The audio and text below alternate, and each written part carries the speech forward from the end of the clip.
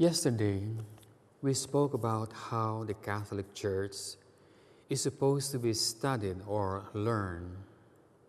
Today, we continue the same subject because it really takes some time for us to learn how to study the teachings of the Catholic Church or how to study the Catholic religion. We had mentioned the fact that the Catholic religion was taught to us by God, no less than God, and therefore it is a supernatural religion that is difficult to learn. Humanly speaking, it is even impossible to learn it if we only depend upon our human or natural gifts. This religion, the Catholic religion, can only be learned if we elevate ourselves into the supernatural level. Now, humanly speaking, we cannot do that unless we are aided by grace, wherewith we go up using the theological virtue of faith, hope, and charity, and that's the only way we can understand or learn something about the Catholic religion. We mentioned also yesterday the fact that Pope Benedict XVI had given us the manner as a review on how we should study the Catholic religion in a writing entitled The New Evangelization. And he showed us the importance of the content and the method by which we can study properly the Catholic religion and teach it properly to others. The contents, of course, is found in the Catechism of the Catholic Church, while the method is in the encyclical Charity. And then we gave the general outline given to us by the Holy Father, in the sense that we have to study the Catechism. Of course, when at first we study the Catechism, there is no way whatsoever we can understand it. And therefore, we are forced first to believe whatever is written in the Catechism. And then we have to go to his encyclical on charity and begin to develop the virtue of charity within us. And only as we grow in charity do we begin to understand the Catechism. So the first rule there, observed by St. Thomas of Aquinas and reminded us, is the fact that we have to believe before we can understand. And therein we have immediately our first problem, that most Catholics do not know the contents of the Catechism. To be able to practice charity, you must believe all the contents of the Catechism. If we are ignorant of some part, then there is no way we can develop charity.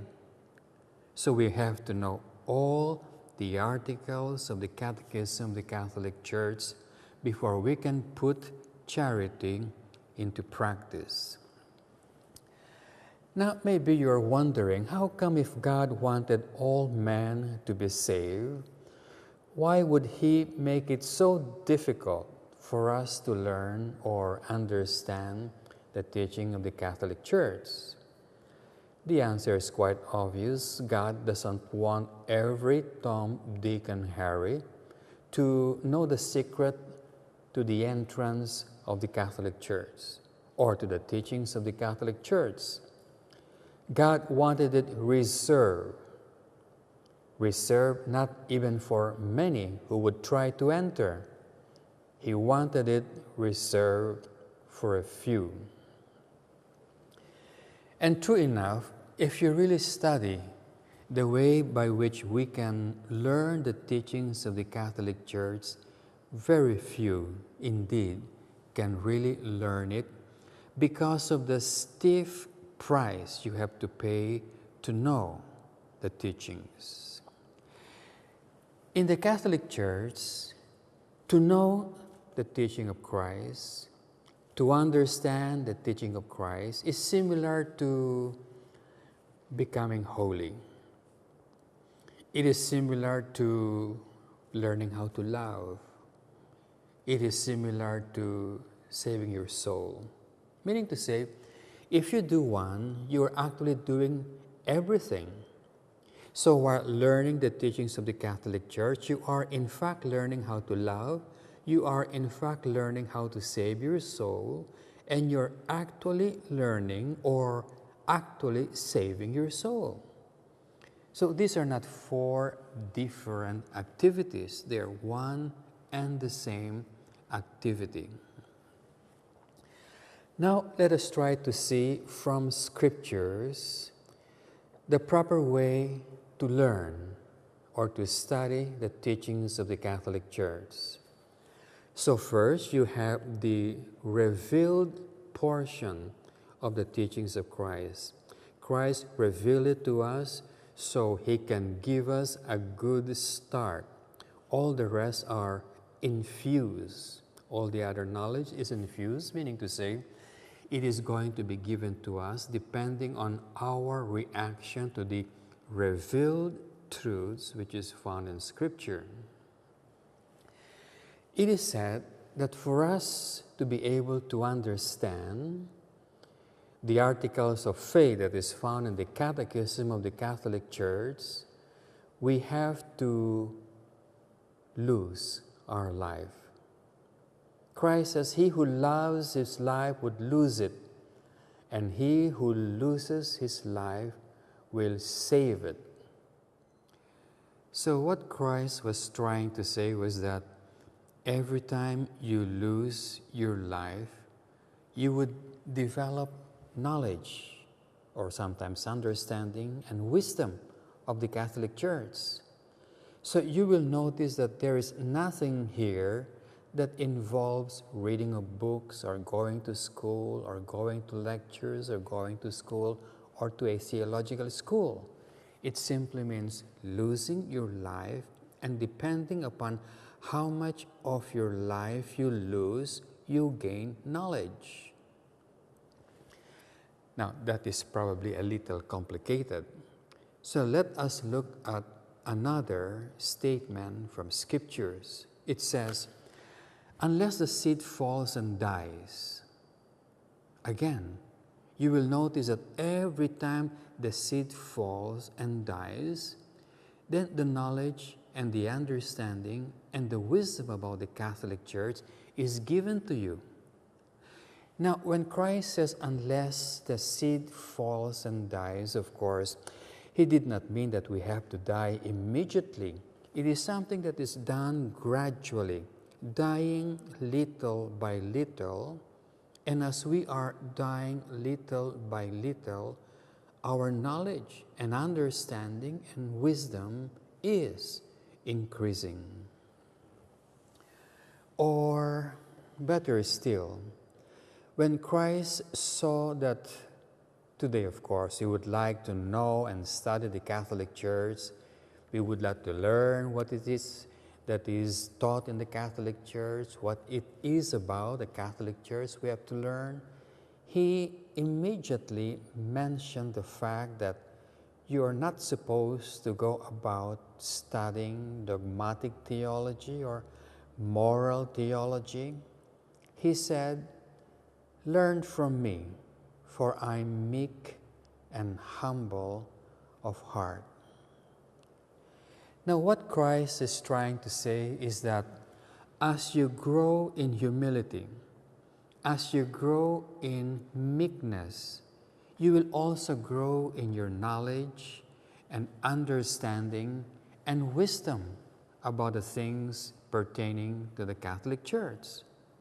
You will only understand the Catholic Church by studying the humility of Christ.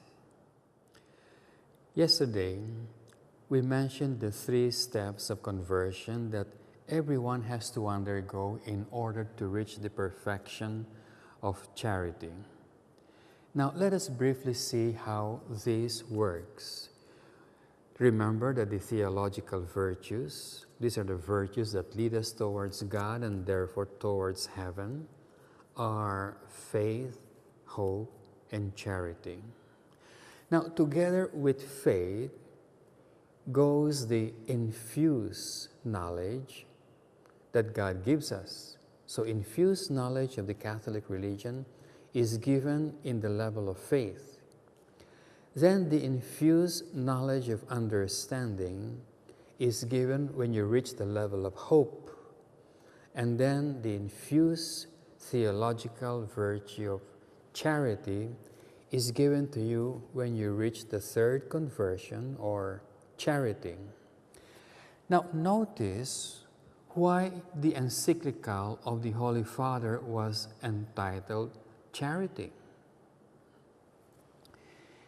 He could have probably used the word, the encyclical on faith, hope, and charity to make it more complete, but he only mentioned charity. And the reason behind this is, before faith, God gives us the seed of charity. It is precisely this initial seed of charity that rises up into what we call the theological virtue of faith. The initial charity that God gives us is not yet the theological virtue of charity, not yet. It is just the initial steps. And the purpose of this seed, this charity, is to arouse the supernatural virtue of faith in us. And so you will notice that when we have faith in which knowledge is given to us, infused knowledge, charity and faith exist side by side. And then as we grow into the virtue of hope, charity is also there, going hand in hand with hope. And so you have their hope, but its primary mover is charity. Then later on, you grow to the perfection of charity, in which case the virtue, theological virtue of charity is given to you, together, of course, with wisdom. So now let me give you a comparison of a typical person who's trying to study the Catholic faith by means of books, by attending theological schools or attending seminaries, catechetical schools, seminars, and so on. And the example is given to us by Saint Francis de Sales in the example of William of Ockham, a great thinker during the Middle Ages, I suppose, great philosopher and theologian, except that all his learnings were acquired from books. And Saint Francis de Sales said he really knew nothing. He knew nothing about the teachings of the Catholic Church. And then Saint Francis de Sales gave the example of Saint Catherine of Genoa, who knew so much about the teachings of the Catholic Church. And if you ask Saint Francis, how did she acquire such a knowledge? And it was because she was practically spending her whole life trying to understand what it meant to love God. So here is Saint Catherine of Genoa trying to understand and meditating on charity. And because she did so, she reached charity and showed more knowledge and understanding of the Catholic faith than William of Ockham, who read so much during his time.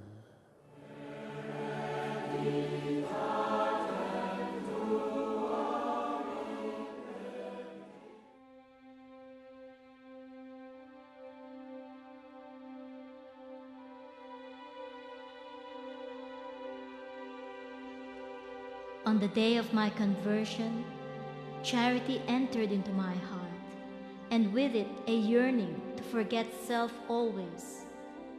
Thenceforth, I was happy.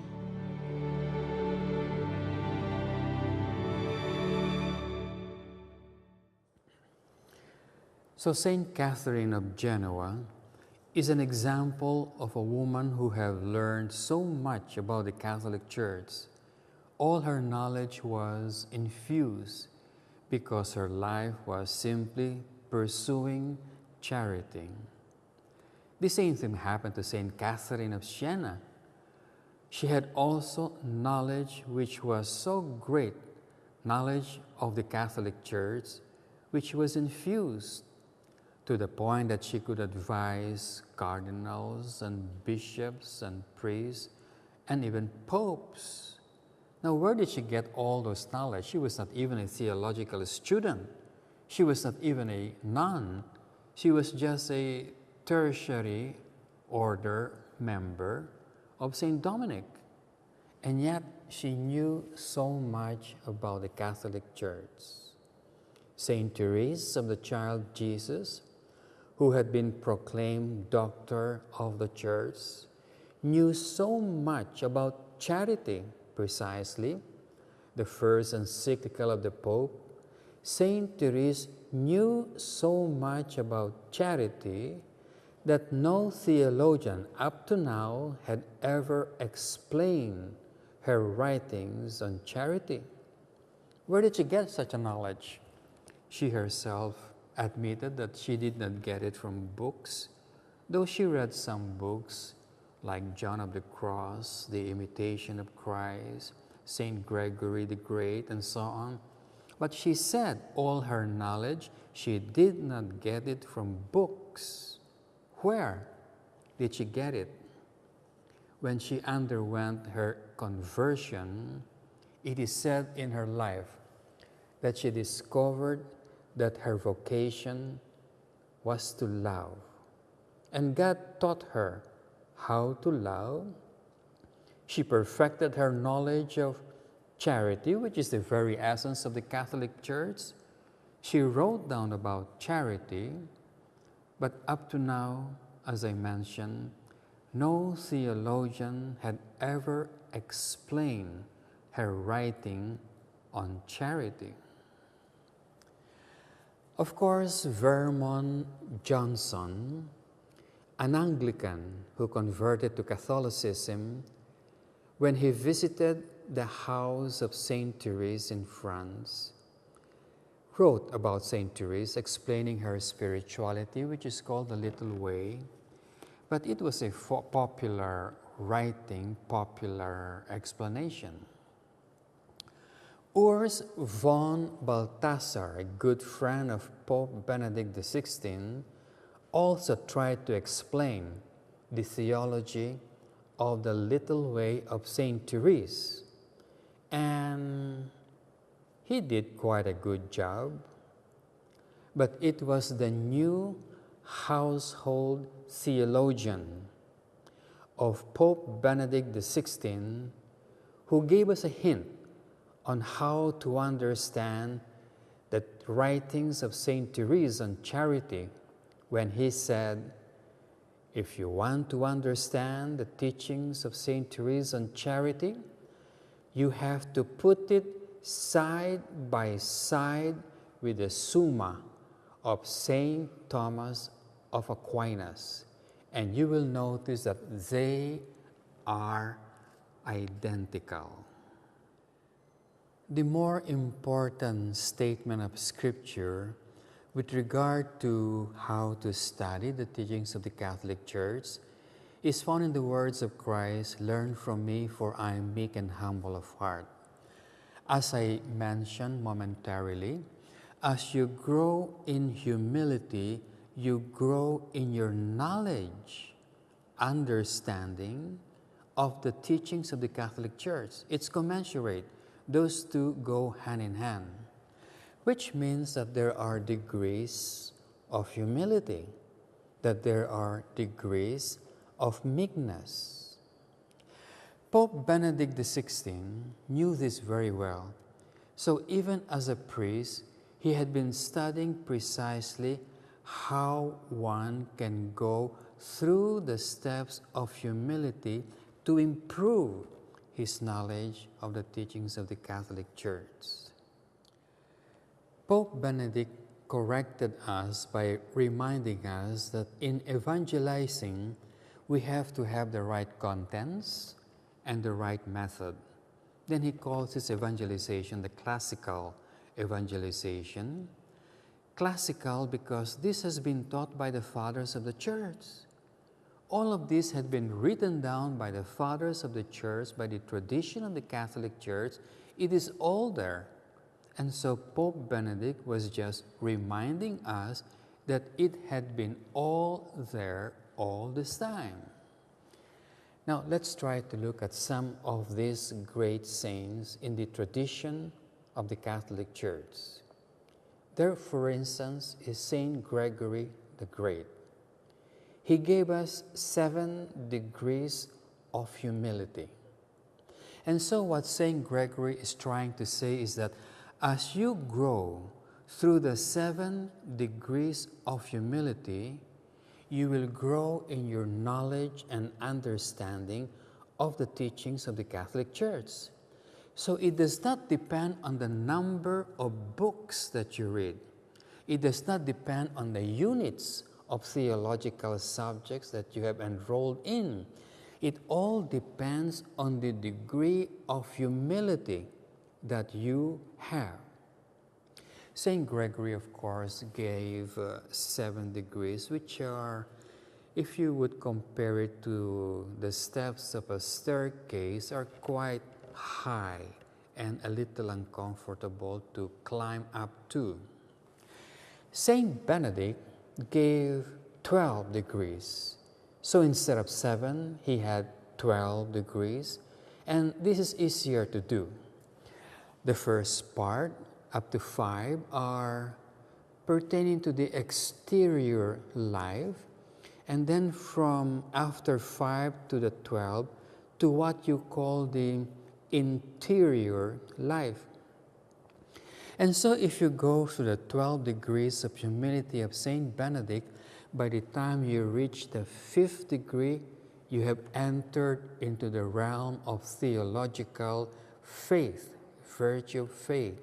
When you reach the 8th up to the 10th, you have reached hope. And by the time you reach the 12th degree of humility, you have reached the perfection of charity.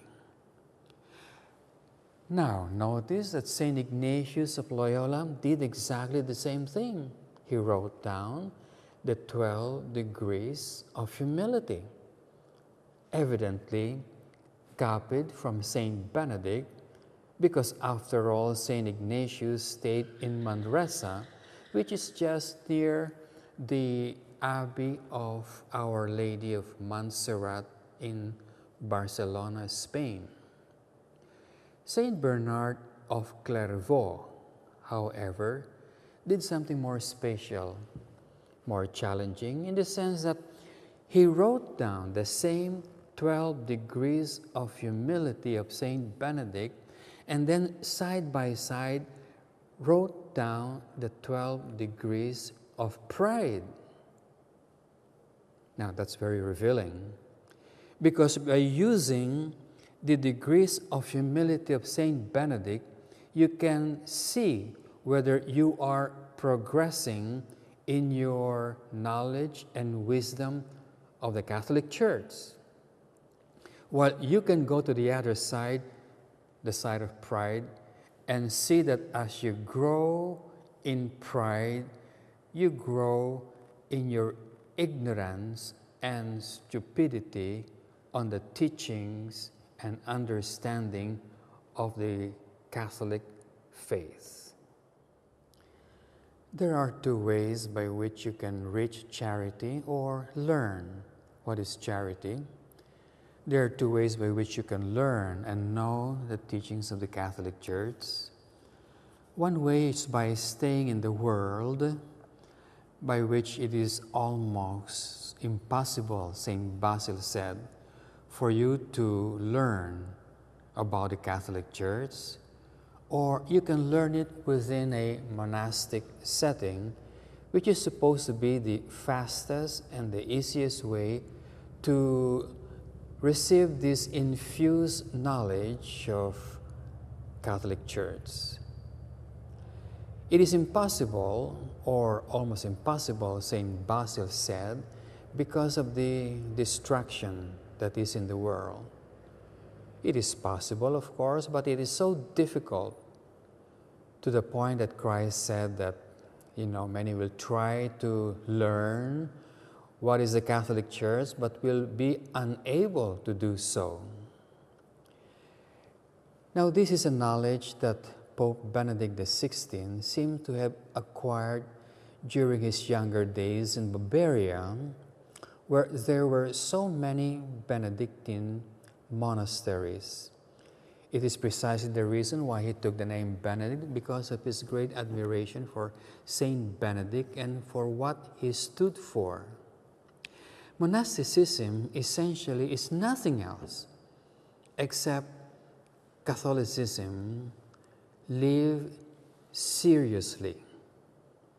Monasticism is nothing except trying to reach charity as soon as possible.